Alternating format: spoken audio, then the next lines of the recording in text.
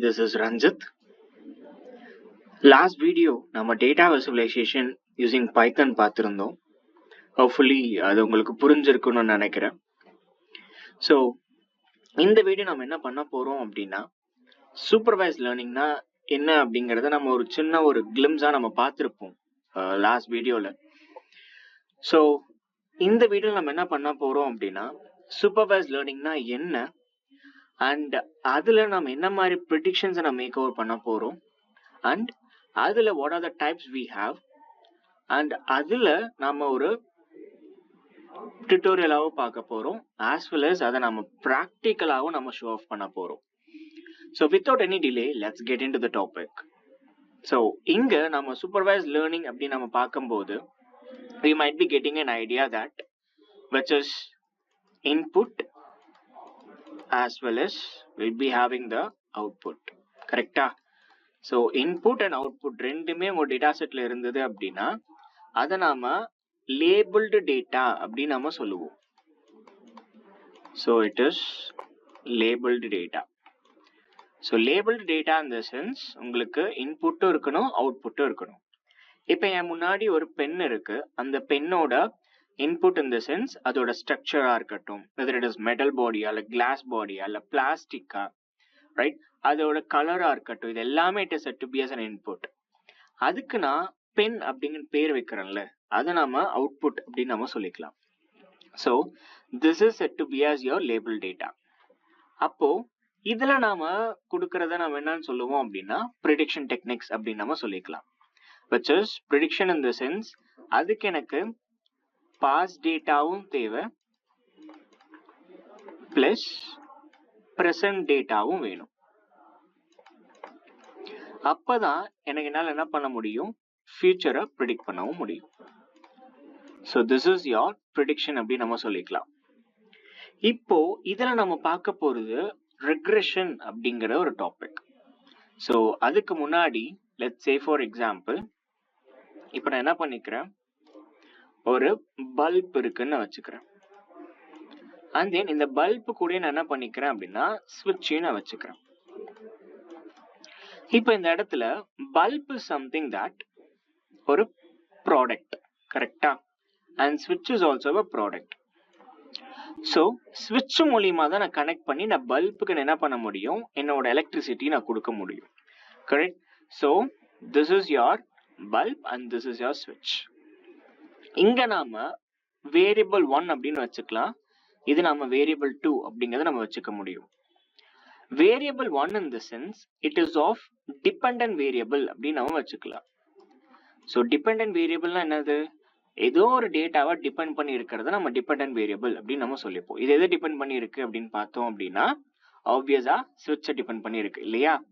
அப்ப ஸ்விட்ச் என்னது இந்த இடத்துல, yes it is of independent variable அப்படின்னு நம்ம சொல்லிக்கலாம்.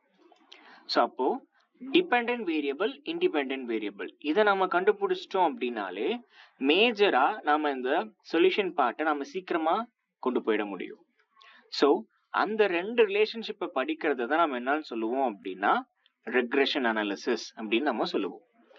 So which is a connectivity between the dependent variable and as well as one or more independent variable தான் நம்ம என்னன்னு சொல்லுவோம் அப்படின்னா ரெக்ரெஷன் அப்படின்னு நம்ம சொல்லுவோம்.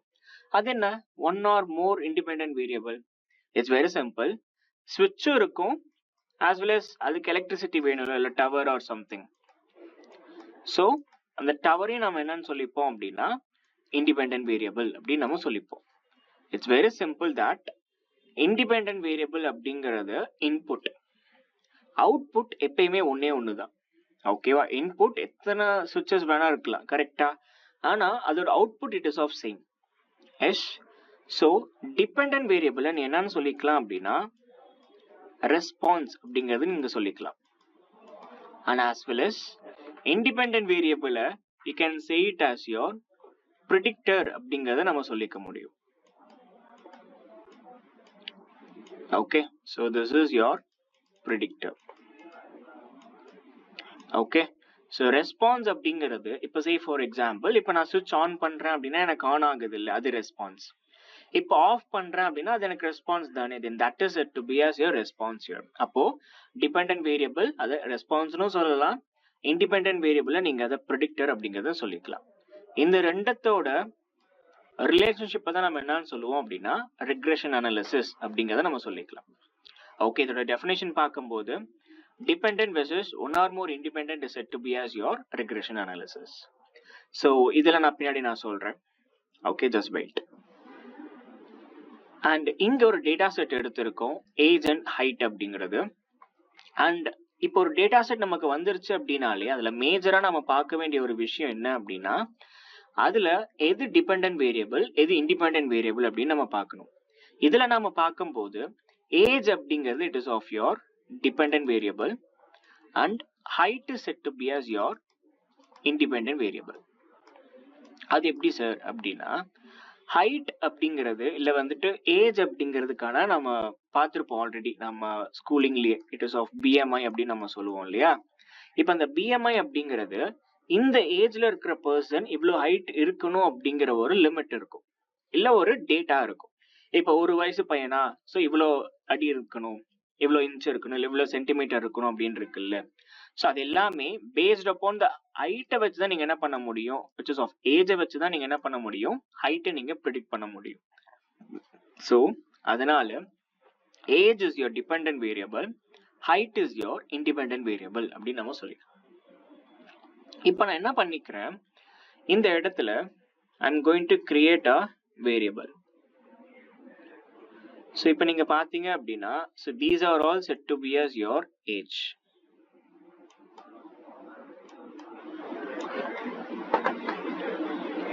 And this is your height. Okay. இப்போ நான் என்ன பண்ணிக்கிறேன், நான் ஏஜ் அண்ட் ஹைட் நான் இங்க ப்ரெடிக்ட் பண்ண போறேன். ஓகே, சோ அதுக்கு நம்ம ஸ்கூலிங்ல நாம பாக்குற மாதிரி we should have the x, y, கரெக்டா?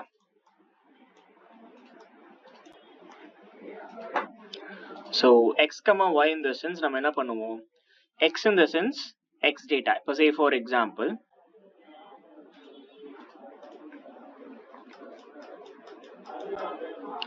இப்போ x ஓட டேட்டா நான் 5 நான் கொடுத்துட்டேன் அப்படின்னா obviously எனக்கு அது என்ன நடந்துரும், it will be like y in the sense இப்போ 5 அப்படின்னா அப்போ 5, 5 அப்படின்னு நான் கொடுத்துக்க முடியும்.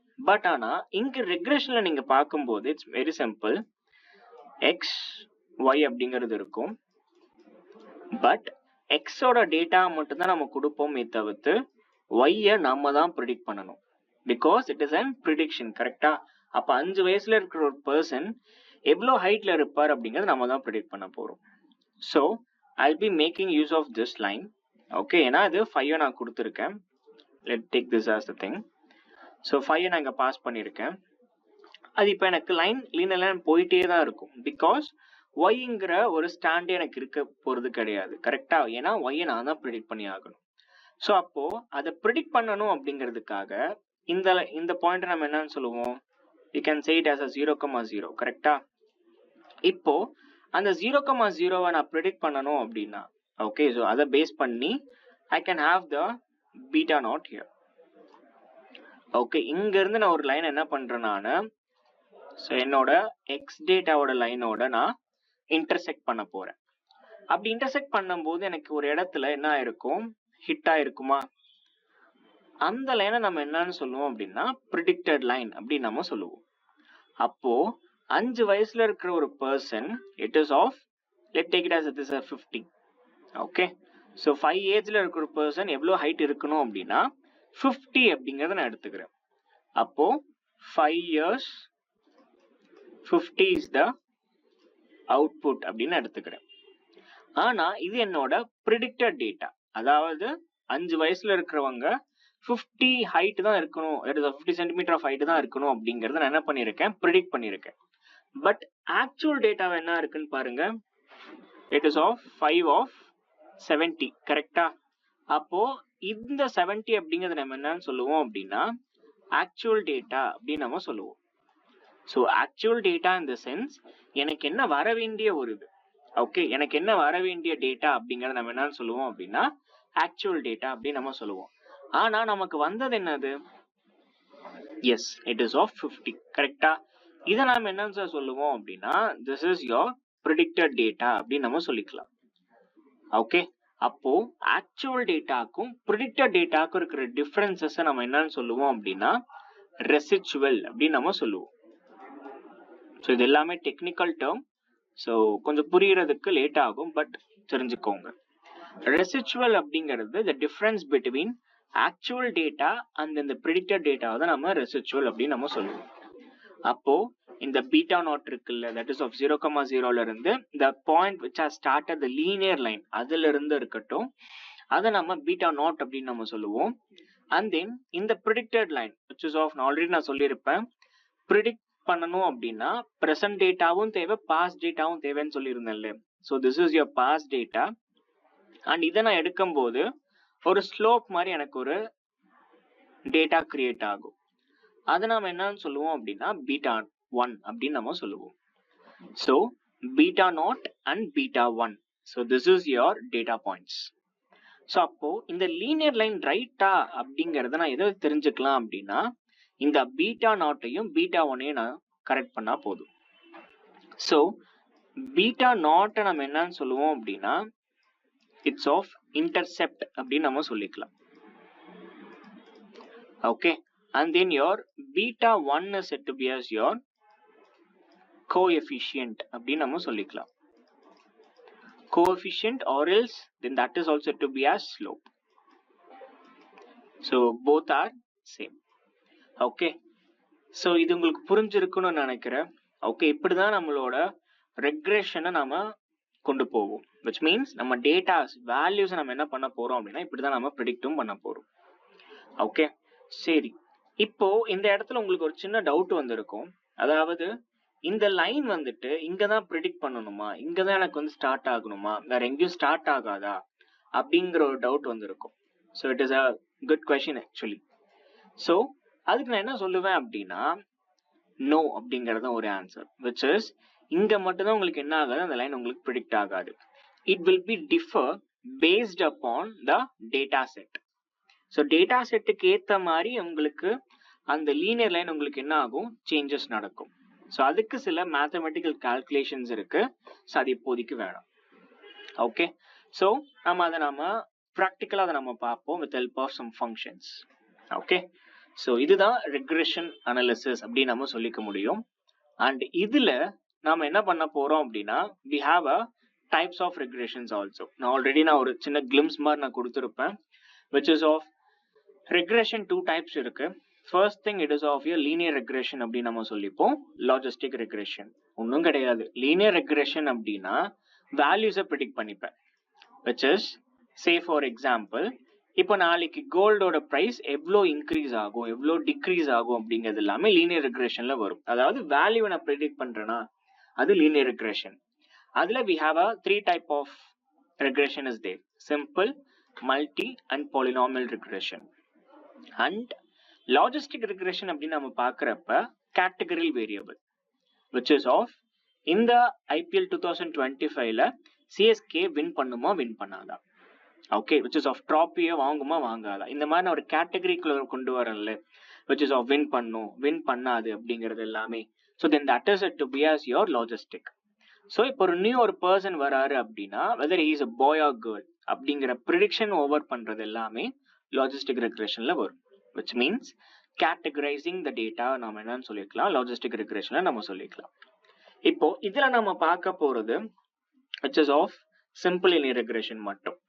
okay, which is of you'll be having an input and only one output will be there.